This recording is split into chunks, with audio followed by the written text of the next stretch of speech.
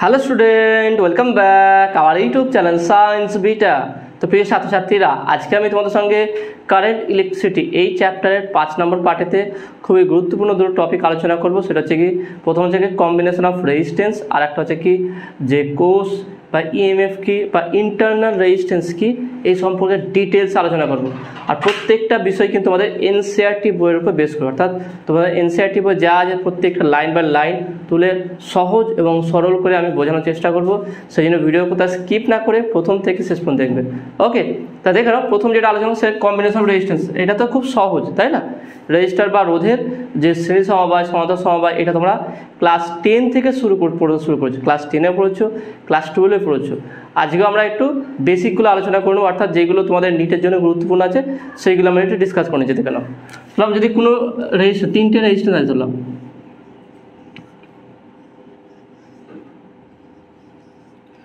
R1, R2, R3। ওকে, 3টে রেজিস্ট্যান্সকে যদি একটা প্রান্তের সঙ্গে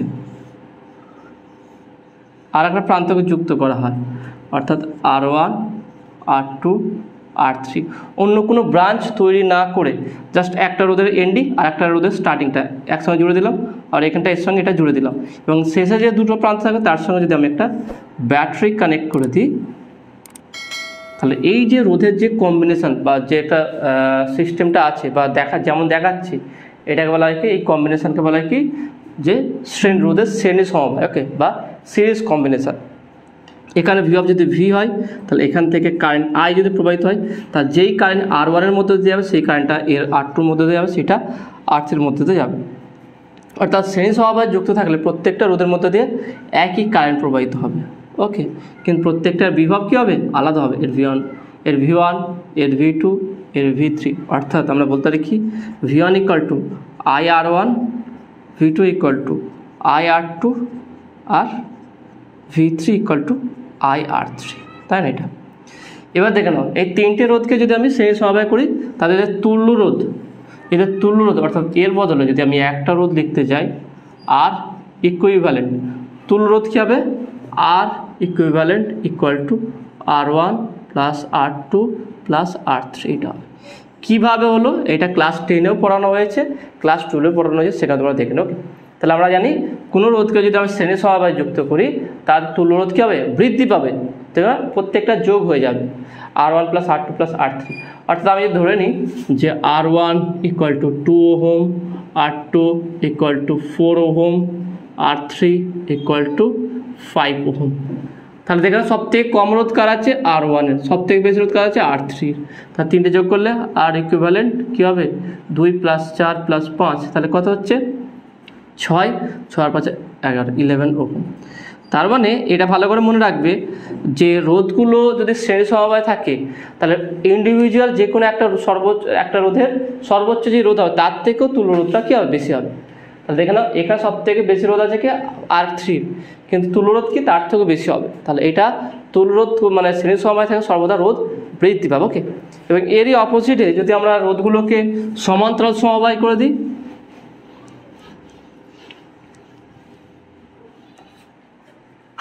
অর্থাৎ রোধগুলোকে যদি আমি এইভাবে কানেক্ট করে দিই,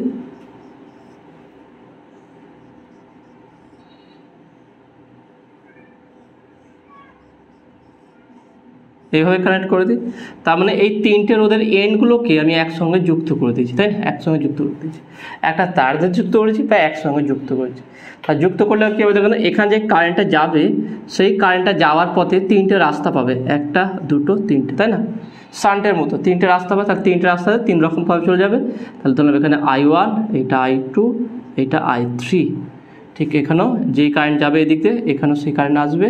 তাহলে এটা I1, এখানটা ঠিক I2, আর এটাও ঠিক I3। তার 3টের মধ্যে দিয়ে কারেন্টটা আলাদা হবে। তাহলে সমান্তরাল সমবায় থাকলে কারেন্ট প্রত্যেকটা রোধের আলাদা হবে, কিন্তু যেহেতু এর স্টার্টিং পয়েন্ট এবং এন্ডিং পয়েন্ট দুটো সেমে আছে, তাহলে এদের বিভবটা কী হবে? সেম হবে।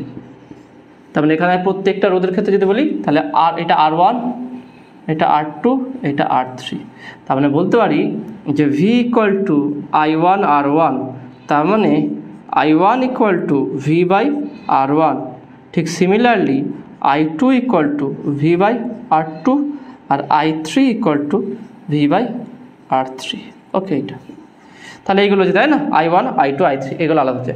তাহলে এখান থেকে আমরা যে এই সমবায়টা তুল্য রোধ বের করতে যাই, তাহলে R 1/R equivalent 1/R equivalent equal two 1/R1 plus 1/R2 plus 1/R3 এইটা হবে। তার মানে সমান্তরাল সমবায় থাকলে রোধগুলো তুল্য রোধ কত হবে, 1/R equivalent equal two 1/R1 plus 1/R2 plus 1/R3। এটাকে সমাধান করে লসাগু করে যা আসবে তাকে আবার উল্টে দিতে হবে, কারণ অনন্য কাজ, তাই না, তবে সেটা আনসার আসবে। এখানে সর্বদা মনে রাখবে যে এখানে তুল্য রোধ সর্বদা কম হবে। যদি আমরা এই এক্সাম্পলটাই নিই, এই মানটা নিই, তাহলে কত আসবে দেখে নাও, তাহলে 1/2 প্লাস 1/4 প্লাস 1/5, তাই না। তার মানে কত আসছে দেখে নাও, 1/2 মানে হচ্ছে কি 0.5 বা এটাকে আমরা লসাগু করতে পারি। ওকে, এটাকে আমরা লসাগু করবো। দেখুন লসাগু করলে কত আসবে দেখো, 2 4 5, তার 4 5 20, তাই না। এর সঙ্গে দেখে নাও 4 যদি আমি 2 গুণ 5 2 গুণ 10 যাবে না, 15 20 দিতে যদি হয় দেখে নাও 4 5 20, তাহলে 20 লসাগু হবে 20, তাহলে 10 2 গুণে 20, এটা 10, 4 5 20 5, এইটা কত হবে দেখে নাও, তাহলে 5 4 20 4, তাই না 4, তাহলে কত হচ্ছে দেখে নাও ইকুয়াল টু 15 আর 19 19/20 19/20। তাহলে 1/R ইকুইভ্যালেন্ট ইকুয়াল টু, তাহলে R ইকুইভ্যালেন্ট ইকুয়াল টু কী হবে 20/19। তার মানে কি এটা নিয়ারলি ইকুয়াল টু 1.something 1.02 বা 9 কিছু হবে, ওকে 1 পয়েন্ট আসবে, তার মানে 1-এর। তাহলে এখানে দেখে নাও এই যে রোধ আছে তিনটে, ইন্ডোয়ের সব থেকে ন্যূনতম রোধ কার, R1-এর, কিন্তু তুল্য রোধ কী হচ্ছে তার থেকেও কম, <2, 2-এর থেকে কম হচ্ছে, তাই না, <2।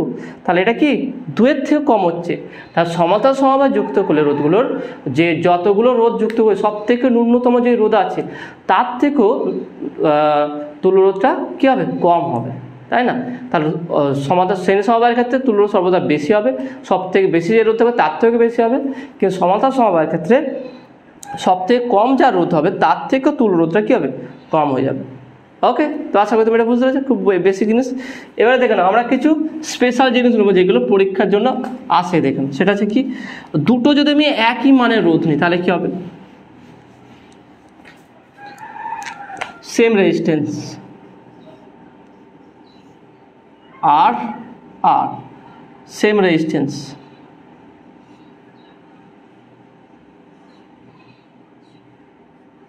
R তাহলে এক্ষেত্রে তুল্য রোধ কত হবে, এক্ষেত্রে তুল্য রোধ কত হবে, তাহলে এক্ষেত্রে কি R ইকুইভ্যালেন্ট বা RS দিলাম, okay, series combination equal to 2R, কারণ দুটো যোগ হয়ে যাবে। আর এখানে কি 1/RP parallel 1/R plus 1/R equal to 2/R, তাহলে RP ইকুয়াল টু কি R/2, তার মানে অর্ধেক হয়ে যাবে। তার মানে একই মানের রোধ, ভালো করে দেখে নাও, একই মানের রোধ দুটোকে যদি আমরা সমান্তরাল সমবায় করি তার তুল্য রোধ হবে কি যে কোনো একটা রোধের অর্ধেক। এর তুল্য রোধ, তার মানে এর তুল্য রোধ পাচ্ছে কত দেখে নাও, যে কোনো একটা রোধের R/2, যে কোনো একটা রোধের অর্ধেক পাবো। ওকে, আর এক্ষেত্রে কি এর তুল্য রোধ কী পাবো, এই দুটো যোগফল 2R। ওকে, তাহলে এই দুটো যোগফল, তাহলে খুব সহজে বের করতে পারি আমরা। এবার দেখেন আর একটা জিনিস আছে, যদি দুটো রোধ আলাদা হয় এবং সমান্তরাল সমবায় থাকে তা সেক্ষেত্রে কি আমরা এইভাবে বের করবো, এইভাবে নয়, আমরা ডাইরেক্ট ফর্মুলা ব্যবহার করবো। দেখুন সেটা কীভাবে দেখে নাও, ধরলাম দুটো রোধ আছে, সমান্তরাল সমবায় যুক্ত আছে, এটা R1 এটা R2, তাহলে তুল্য রোধ কী হবে দেখে নাও 1/RP equal to 1/R1 plus 1/R2, তার মানে কত হচ্ছে দেখে নাও R1 plus R2 by R1 R2 লসাগু করলে, তাহলে বা RP equal to R1 R2 by R1 plus R2। এটা ভালো করে মনে রাখবে, ওকে, এটা ভালো করে মনে রাখবে। তাহলে এটা কী পেলাম আমরা, যদি দুটি রোধ সমান্তরাল সমবায় থাকে এবং আলাদা মানের, একই না, দুটি আলাদা মানের রোধ যদি সমান্তরাল সমবায় থাকে তার তুল্য রোধ কী হবে, রোধ দুটির গুণফল বাই রোধ দুটোর যোগফল। এটা দুটো রোধের ক্ষেত্রে শর্টকাট অ্যারাম দেখে দেখে সহজে আনসার করতে হবে। দেখো রোধ দুটোর গুণফল বাই রোধ দুটোর যোগফল। ওকে, এটা এবার দেখে নাও, যদি আমরা n সংখ্যক রোধ নিই, একই মানের রোধ n সংখ্যক আছে,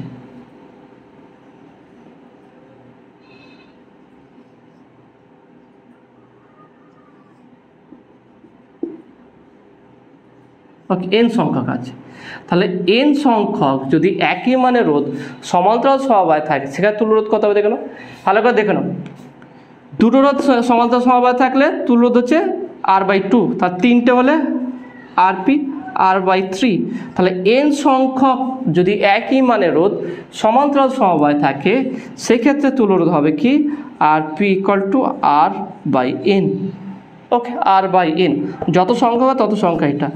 আর যদি এন সংখ্যক রোধ শ্রেণী সমবায়ে একই মানে রোধ থাকে সেক্ষেত্রে তুল্য রোধ কত হবে দেখে নাও, RS = NR, কারণ যোগ হবে, দুটো যখন 2R হলো তাহলে এন এর জন্য NR। আর যদি এরকম কোশ্চেন চলে আসে যে শ্রেণী সমবায় এক R মানের রোধ এন সংখ্যক রোধকে শ্রেণী সমবায় যুক্ত করে যে তুল্য রোধ হয় এবং সমান্তরাল সমবায় যুক্ত যে তুল্য রোধ হয় তাদের অনুপাত নির্ণয় করো। অর্থাৎ যদি কোশ্চেনে এইটা বের করতে দেয়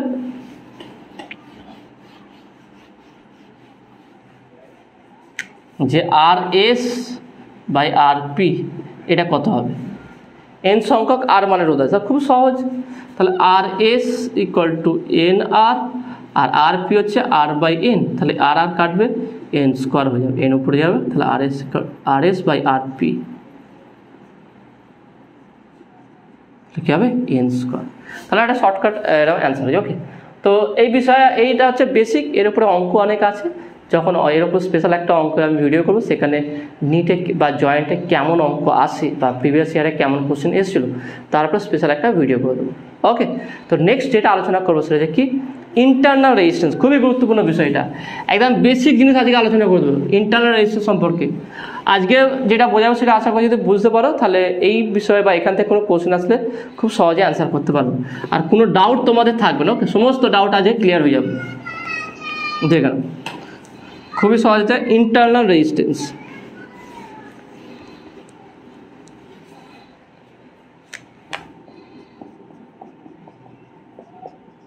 ইন্টারনাল রেজিস্ট্যান্স অভ্যন্তরীণ রোধ, ওকে, বা লস্ট ভোল্ট বলে আমরা এর আগে স্টার্টিং এই চ্যাপ্টার স্টার্টিং বলেছিলাম। কোনো পরিবাহী দেখে নাও, তাহলে আর মানে রোধ আছে, এর মধ্য দিয়ে একটা স্টেডি কারেন্ট যেতে গেলে, একটা স্থির মানের কারেন্ট যেতে গেলে অবশ্যই কী হতে হবে, এর দুই প্রান্তে বিভব বা কোষ লাগাতে হবে, তাই না, একটা ব্যাটারিকে যুক্ত করতে হবে। তা সেই ব্যাটারি কেমন, আমরা একটা চিত্র আকারে দেখে জিনিসটাকে ভালো করে বোঝার চেষ্টা করব। এটা কিন্তু খুব গুরুত্বপূর্ণ বিষয়। ওকে, আমি একটু ভালো করে তোমাদের বোঝানোর চেষ্টা করছি। হলো এখানে একটা জার আছে, ওকে,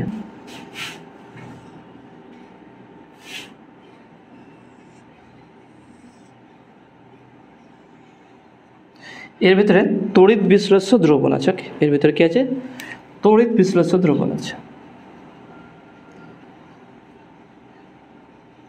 তোমরা যে তড়িৎ বিশ্লেষ্য চ্যাপ্টারটা পড়ে থাকো তো আশা করি তোমরা বুঝতে পারবে যে কীভাবে এখানে আধান উৎপন্ন হয়, কীভাবে কারেন্ট প্রবাহিত হয়।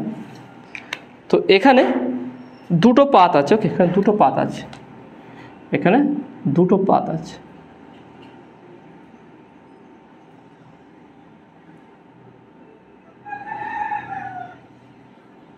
ওকে, দুটো পাত দিলাম এখানটায়।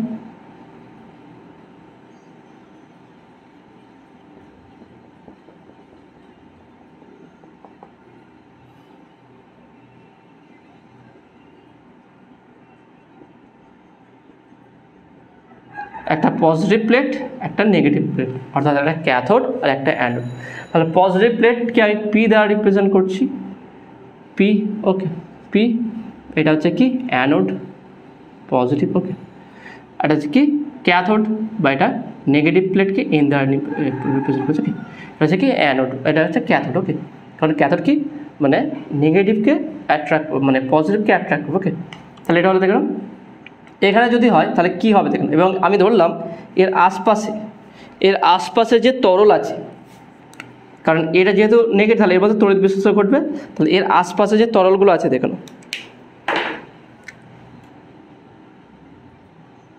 এই সারাউন্ডিং এই প্লেটের আশপাশে যে তরল আছে এবং এই পজিটিভ প্লেটের মধ্যে যে বিভব পার্থক্য, সেই বিভব পার্থক্য আমি ধরলাম কি ভি পজিটিভ। বুঝতে পারলে? অর্থাৎ আমি একটা তড়িৎ বিশ্লেষ্য দ্রবণে, সেটা সোডিয়াম হাইড্রোক্সাইড, সোডিয়াম ক্লোরাইড হতে পারে, আরও অন্যরকম, যেরকম আমরা বলতে পারি যেই সমস্ত তড়িৎ বিশ্লেষক বা তড়িৎকে আয়নে, মানে এইখানে এই তড়িৎ বিশ্লেষ্য দ্রবণকে ভেঙে আয়নে রূপান্তর করতে পারে, ক্যাটায়ন বা অ্যানায়ন উৎপন্ন করতে পারে, সেটাকে আমরা তড়িৎ বিশ্লেষ্য দ্রবণ বলি।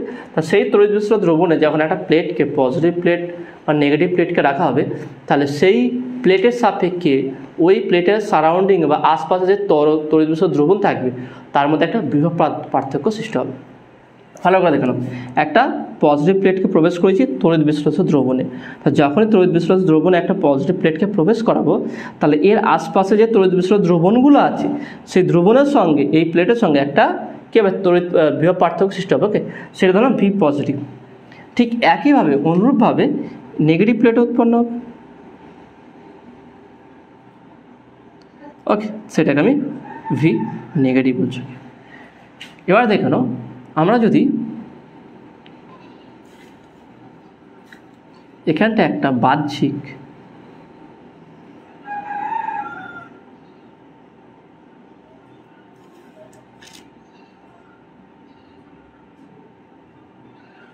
একটা রোধ আছে ধরো আর, তাহলে এখানে কী হবে, বাইরে থেকে আমরা কী দেবো, এটা ধরলাম সি ডি।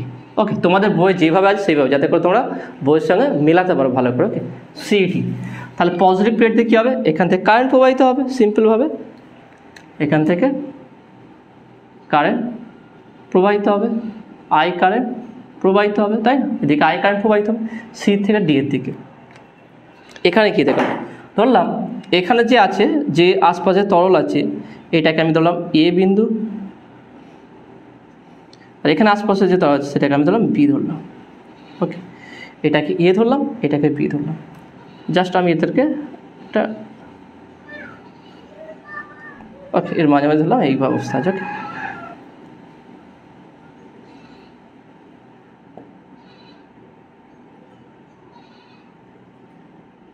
ওকে, এটা তাহলে এই অবস্থায় দেখে নাও, ভালো করে বুঝে, ছবিটা ভালো করে বুঝে নাও, এটা দরকার নেই।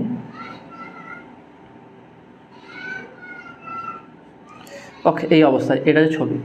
তাহলে দেখে নাও, এটা হচ্ছে কি, তাহলে এটা হচ্ছে নেগেটিভ ক্যাথোড, এটা অ্যাথোড। তাহলে এখানে যখন আমার মানে তড়িৎ বিশ্লেষণ হবে, তাহলে এখানে কি দুটো আয়ন উৎপন্ন হবে, একটা হচ্ছে কি ক্যাটায়ন, আর হচ্ছে কি অ্যানায়ন। ওকে, যেটা ক্যাথোডের দিকে যাও সেটাকে আমরা মানে ক্যাটায়নগুলোকে, তাহলে ক্যাটায়ন কোনটা হচ্ছে কি দেখে নাও, তাহলে এটা পজিটিভটা, এটা হচ্ছে ক্যাটায়ন, আর হচ্ছে কি অ্যানায়ন। তাহলে নেগেটিভটা কোন দিকে যাবে, নেগেটিভটা এদিকে যাবে, আর পজিটিভ আয়নটা এদিকে যাবে, তাই না? তাহলে এইভাবে এই পজিটিভ প্লেট থেকে এখানে কী হবে, কারেন্ট উৎপন্ন হবে। দেখেন এই পজিটিভ, এই যে তড়িৎ বিশ্লেষক, এটা হচ্ছে একটা তড়িৎ কোষ হিসাবে, কোষ হিসাবে কাজ করবে, এবং এখান থেকে কী হবে, তড়িৎ প্রবাহিত হবে, কারেন্ট প্রবাহিত হবে, এবং সি থেকে ডি পর্যন্ত কারেন্ট প্রবাহিত হবে। কিন্তু আমরা যদি তাহলে এখানে দেখেন বাহ্যিক যে বর্তনী আছে, বাহ্যিক বর্তনীতে কোন দিকে সি, বাহ্যিক বর্তনীতে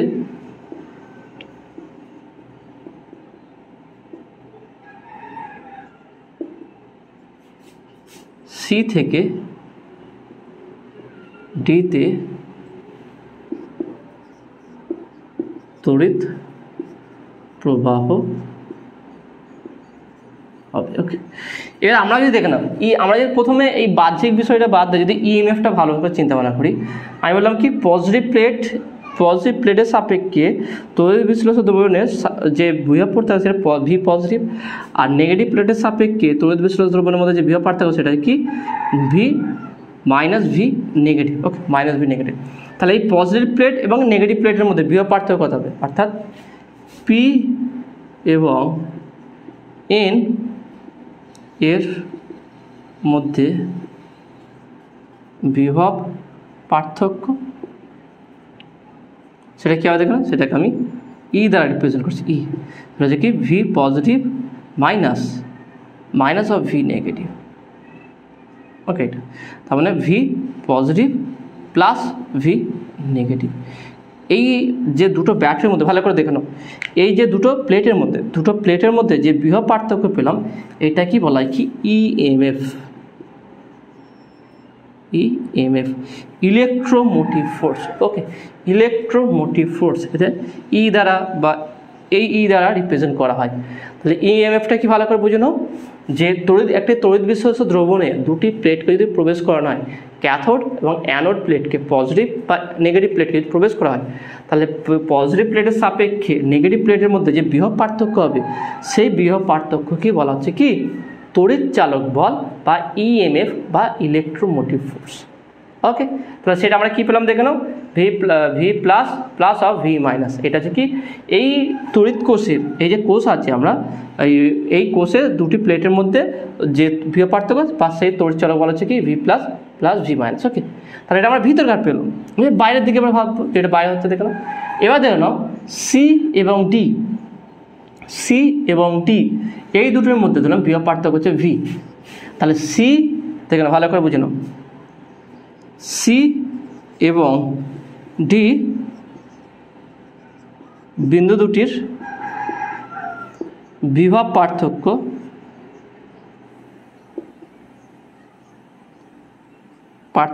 ভি হলে সি ডি এর মধ্যে সি থেকে ডি এর দিকে, সি থেকে ডি এর দিকে তড়িৎ প্রবাহ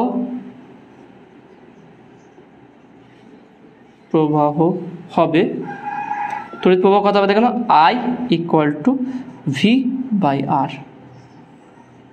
তাই না, ভালো করে দেখে নাও। সি থেকে ডি এর দিকে তড়িৎ প্রবাহ তাহলে হবে কত দেখো, যদি এর বিভব পার্থক্য বিভব পার্থক্য যদি ভি হয়ে থাকে, তাহলে I equal to V by R. এবার দেখো নাও, যদি I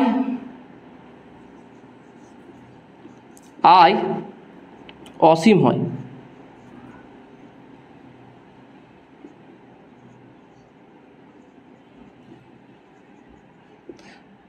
আই নয় এখানে আর, ওকে, যদি আর অর্থাৎ এই সি আর ডি এর মধ্যে যে রোধটা থাকবে সেই রোধটা যদি অসীম হয়ে থাকে, তাহলে অসীম হলে কী হবে, আই ইকুয়াল টু কী হবে V by zero equal to V by infinite, তাহলে ইকুয়াল টু জিরো। তাহলে কারেন্টটা কী হয়ে যাবে, জিরো হয়ে যাবে। তার মানে এক্ষেত্রে হচ্ছে মুক্ত বর্তনী, তাহলে এখানে বর্তনীটা কী হবে মুক্ত বর্তনী। তাহলে সি বিন্দু আর ডি বিন্দুর মধ্যে বিভব, তার মানে সেটা কী হচ্ছে, তাহলে এই বিভবটাই হবে। যদি এখানে দেখেন ভালো করে বুঝে নাও, যদি এখানটায় এই রোধটা যদি না থাকে, ইনফাইনাইট হয়ে যায়, তাহলে মুক্ত বর্তনী, তাহলে এই সি আর ডি এর মধ্যে যে বৃহৎ পার্থক্য, সেই বৃহৎ পার্থক্যটা কিন্তু পি এবং এন এর মধ্যে পার্থক্য সব সমান হবে। ভালো করে বুঝে নাও, আমি যেটা বলছিলাম, যেটা বলছি ভালো করে বুঝে নাও। দেখেন কী বললাম আমি, যদি এই আরটা না থাকে, অর্থাৎ সরল ভোল্টীয় কোষটা যদি, বা যদি এটা এইভাবে থাকে,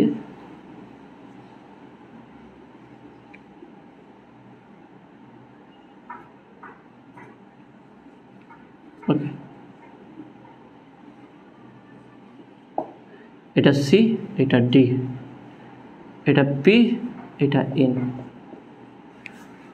আমি বলতে চাইছি যদি এটা মুক্ত অবস্থা থাকে, তাহলে এর বিভব আর এর বিভব এই দুটোর মধ্যে যে বিভব পার্থক্য হবে, সেটা পি এন এর মধ্যে বিভব পার্থক্য সমান হবে, তাই না।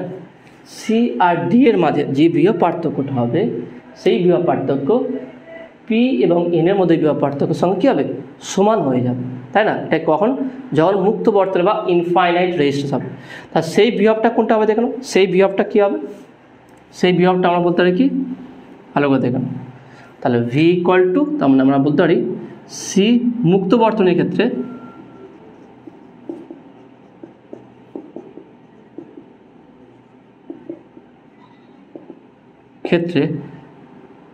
সি এবং ডি এর বিভব পার্থক্য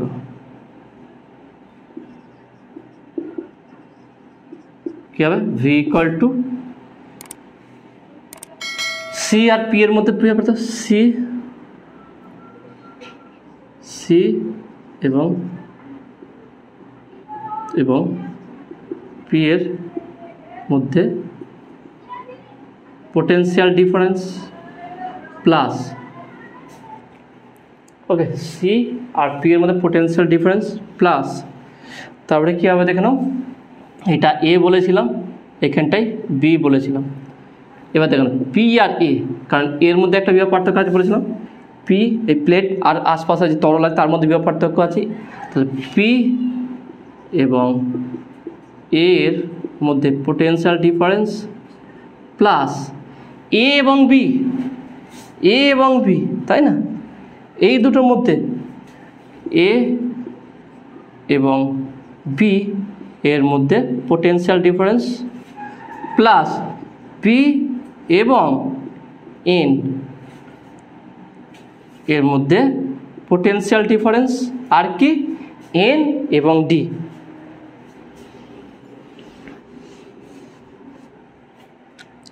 প্লাস এন এবং ডি এর মধ্যে পোটেনশিয়াল ডিফারেন্স। তারপরে টোটাল বিভব পার্থক্য থেকে আমরা, তাই সি আর ডি এর মধ্যে ভালো করে বুঝুন, সি আর ডি এর মধ্যে যে বিভব পার্থক্য সেটা কি, সি আর পি এর মধ্যে বিভব পার্থক্য প্লাস পি আর এর মধ্যে বিভব পার্থক্য প্লাস এ থেকে বি এর বিভব পার্থক্য প্লাস এ বি থেকে এন এর বিভব পার্থক্য আর এন থেকে ডি। তাহলে এই টোটালটা কি তড়িৎচালক বল, এটা কার সঙ্গে সমান হবে, এর সঙ্গে সমান হবে। অর্থাৎ মুক্ত বর্তনীর ক্ষেত্রে ভি ইকুয়াল টু ই হবে এবং সেটা V plus plus V minus হবে। তার মানে মুক্ত বর্তনীর ক্ষেত্রে যদি বাহ্যিক রোধ না থাকে বাইরে, তাহলে সেই মুক্ত বর্তনীর ক্ষেত্রে যে দুই প্রান্তের বিভব পার্থক্য ওই কোষের ওই ব্যাটারির কি তড়িৎচালক বলের সঙ্গে সমান হবে, তাই না, ভি ইকুয়াল টু। তাহলে আমরা বলো কি যে কোনো মুক্ত বর্তনীর ক্ষেত্রে, যে কোনো মুক্ত বর্তনীর ক্ষেত্রে বাইরে বাহ্যিক দুটো বিন্দুর বিভব পার্থক্য ওই তড়িৎ কোষের বা ওই যে ব্যাটারি থাকবে তার তড়িৎচালক বলের সঙ্গে কী হবে, সমান হয়ে যাবে। কিন্তু যদি বর্তনীটা মুক্ত না থাকে, যদি যে রেজিস্ট্যান্সটা যেটা আমরা লাগিয়েছি সেই রেজিস্ট্যান্স যদি ইনফাইনাইট না হয়ে ফাইনাইট হয়, যদি একটা রেজাল্ট একটা ভ্যালু থাকে, নির্দিষ্ট একটা মান থাকে, সেক্ষেত্রে তাহলে কী হবে দেখে, সেক্ষেত্রে তাহলে বিভব পার্থক্য, বাহ্যিক বিভব পার্থক্য এবং তড়িৎচালক বলের মধ্যে সম্পর্কটা কী, সেখান থেকে ইন্টারনাল রেজিস্ট্যান্সের কনসেপ্টটা আসবে। সেই জিনিসটা বোঝার চেষ্টা করো, এটা একটু ভালো করে বোঝার চেষ্টা করো। এখানে দেখো না, এখানে কি হবে, এখানে ঠিক উল্টো কেসটা হবে, এখানে বি থেকে এ দিকে কারেন্ট প্রবাহিত হবে। অর্থাৎ এর ব্যালেন্স করার জন্য, এটাকে মেনটেন রাখার জন্য, মানে বাহ্যিক বর্তনীতে দেখো না, বাহ্যিক বর্তনীতে যেদিকে কারেন্ট প্রবাহিত হবে তড়িৎ বিশ্লেষ্য দ্রবণের ভিতরে তার বিপরীত দিকে কারেন্ট প্রবাহিত হবে। অর্থাৎ এখানে কারেন্ট প্রবাহিত হবে বি থেকে এর দিকে, বি থেকে এর দিকে কারেন্ট প্রবাহিত হবে। তাহলে দেখে নাও, তাহলে আমরা যদি এর বিভব পার্থক্যটা নিই তাহলে কী হবে দেখে নাও, তাহলে এখানে যেই কারেন্ট থাকবে সেই যে ভোল্টেজটা পাবো সেই ভোল্টেজটা নেগেটিভ হয়ে যাবে, এর সাপেক্ষে মাইনাস হয়ে যাবে। তাহলে আমরা যদি টোটালটা তড়িৎচালক বল নিতে চাই তাহলে সেটা কী হবে দেখে নাও, সেই টোটাল তড়িৎচালক বল থেকে তাহলে আমরা যদি ভি ভাবি তাহলে ভি ইকুয়াল টু ই এর সঙ্গে দেখো, ভি ইকুয়াল টু আমরা বলছিলাম কি যখন মুক্ত বর্তনী ছিল ভি ইকুয়াল টু কী হয়েছিল, ই হয়েছিল। ভালো করে দেখে নাও, যখন মুক্ত বর্তনী ছিল তখন ভি ইকুয়াল টু কী হয়েছে, ই হয়েছিল। বিভব পার্থক্য সি আর ডি এর মধ্যে যে বিভব পার্থক্য সেটা তড়িৎচালক বলের সঙ্গে সমান হচ্ছিল। কিন্তু আমরা দেখছি যে এখানটায় যেদিকে কারেন্ট প্রবাহিত হচ্ছে, এখানে যেদিকে কারেন্ট প্রবাহিত তার বিপরীত দিকে কী হচ্ছে, এখানে কারেন্ট উৎপন্ন হচ্ছে এবং এই যে এখানে কারেন্ট প্রবাহিত হচ্ছে এবং দেখে নাও বি থেকে কারেন্ট যখন এর দিকে যাবে, যেই মাধ্যমের মধ্যে যাবে এটা কি তড়িৎ বিশ্লেষ্য দ্রবণ, তাহলে এই মাধ্যমের মধ্যে যাওয়ার সময় সেখান থেকে কিন্তু রোধ পাবে, সেখানে কিন্তু বাধা তো পাবে, তো সেই বাধাটাকে আমি বলছি কি স্মল আর। তো স্মল আর কি, যখন তড়িৎ বিশ্লেষ্য দ্রবণের মধ্য দিয়ে কারেন্ট বি থেকে এর মধ্যে যাবে তখন সে যেই বাধা অনুভব করছে সেটা হচ্ছে তার রোধ। তাহলে এইটা যেহেতু ব্যাটারির ভিতরে, কোষের ভিতরে, তাহলে সেটা তার ইন্টারনাল রেজিস্ট্যান্স, এইটা তার ক্ষেত্রে অভ্যন্তরীণ রোধ। তাহলে এই অভ্যন্তরীণ রোধের জন্য তাহলে দেখেন আই কারেন্ট বি থেকে এর দিকে যাচ্ছে এবং যাওয়ার সময় যে বাধা অনুভব করছে সেটা স্মল আর, তাহলে এখানে বিভবটা কী হবে, আই আর। তাহলে এই বিভবটা এই বিভবটা কী হবে, ব্যাটারির ভিতরে তৈরি হবে। সেটা কি ব্যাটারির দ্বারা যে কারেন্ট উৎপন্ন হচ্ছে সেই কারেন্টের ওই মুখের বিপরীত দিকে, যেই দিকে যাচ্ছে কারেন্ট তার বিপরীত দিকে। তার মানে কি, তাহলে এই দুটোর মধ্যে বিভব পার্থক্য যে আগে ই হয়েছিল সেইটা থেকে কী হচ্ছে মাইনাস আই আর হয়ে যাবে। তাহলে যেটা বিপরীত দিকে যাচ্ছে, যেটা বাধা দিচ্ছে সেইটা মাইনাস হয়ে যাবে। ব্যাপারটা ভালো করে বুঝলে কি দেখে নাও, আমি আরেকবার ভালো করে বুঝিয়ে দিচ্ছি, খুবই সহজ। দেখে নাও, আমরা জানি কি ব্যাটারি এর বিভব পার্থক্য কী হবে, ভি ইকুয়াল টু, আমরা এই আগে করলাম ব্যাটারির তড়িৎচালক বলের সঙ্গে সমান হচ্ছে, অর্থাৎ ব্যাটারির তড়িৎচালক বল যা সেইটাই হচ্ছে কি এই সি আর ডি এর মধ্যে হচ্ছে কি বিভব পার্থক্য। কিন্তু সেটা মুক্ত বর্তনীর ক্ষেত্রে যদি আর একটা ফাইনাইট ভ্যালু থাকে তাহলে ভি ইকুয়াল টু আমরা কী পাচ্ছি, তাহলে দেখে না এখানে তড়িৎ প্রবাহিত হচ্ছে, তাই না, দেখে নাও এখানে তড়িৎ প্রবাহিত হচ্ছে, ভালো করে যদি দেখে নাও এখানটায় কারেন্ট এইদিকে হচ্ছে, তাহলে এটা তো মুক্ত বর্তনী হয়ে গেছে, আর তো বদ্ধ বর্তনী নেই, মানে এটা তো বদ্ধ বর্তনী, এটা তো মুক্ত বর্তনী নেই, তাই না। তাহলে কারেন্ট প্রবাহিত হচ্ছে কোন দিকে, এই দিকে কারেন্ট প্রবাহিত হচ্ছে, আর এর ভিতরে কোন দিকে হচ্ছে দেখে নাও, এই দিকে কারেন্ট প্রবাহিত হচ্ছে, দেখে নাও তবে তো এটা ক্লোজ, তবে এটা বদ্ধ বর্তনী হয়, ভালো করে দেখে নাও। আমি বলতে চাইছি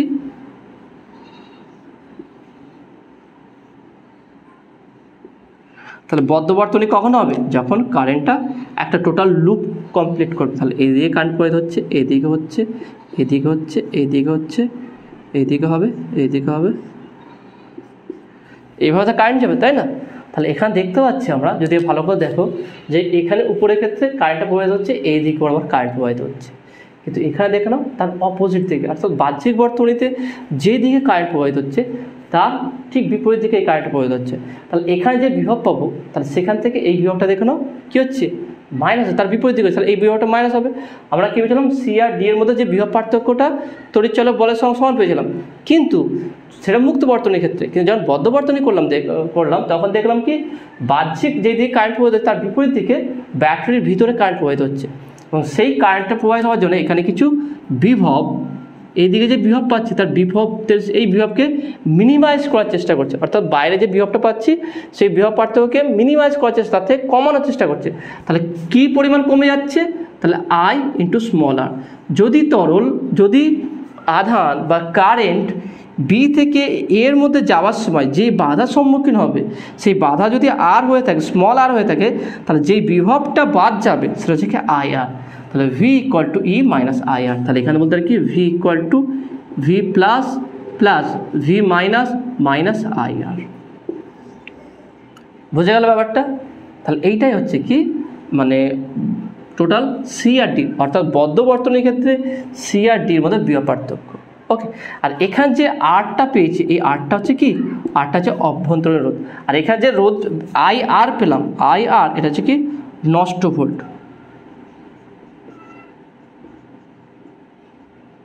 কারণ এই ভোল্টেজটা তো বাধা দিচ্ছে, তাই না, এই ভোল্টেজটাই তো কি এর এগেনস্টে কাজ করছে, তাহলে এগেনস্টে কাজ করছে মানে কি এই পরিমাণ পোটেনশিয়াল কী হচ্ছে, লস হয়ে যাচ্ছে, তাহলে এটা নষ্ট ভোল্ট হয়ে যাচ্ছে, তাহলে আই আর হচ্ছে নষ্ট ভোল্ট। তাহলে এখান থেকে দেখে না, আবার আমরা যদি ওহমস ল লাগাই, এখানে যদি ওহমের সূত্র লাগাই, ওহমের সূত্র অনুযায়ী কি ভি ইকুয়াল টু আই আর, তাই না, V equal two I R, তাহলে ভি ইকুয়াল টু যদি আই আর হয়, তাহলে এখানে ভি এর মান যদি বসে দিই, তাহলে I R equal to E minus I small R, তাহলে বা I capital R plus I small R equal to E, তার মানে বা I equal to E by R plus small R.